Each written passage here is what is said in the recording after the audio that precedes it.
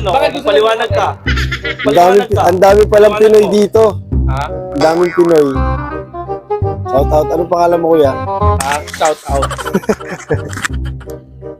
Hello. Di ba ako galit sa inyo? Galit po ako doon. Kasi ilang beses po niya sa akin ginawa yun. Tadyak ang kumukha mo, nagpapaliwanag ka pa. Opo. Shout out mga guys. Nasaan po kayo sa Pilipinas? Ha? Nasaan sa Muntin Pilipinas? lupa. Pati yung mga kasama niya, sanay sumasagot. Taga Laguna. Taga San San eh. Pedro. Kuya. Taga Caloocan.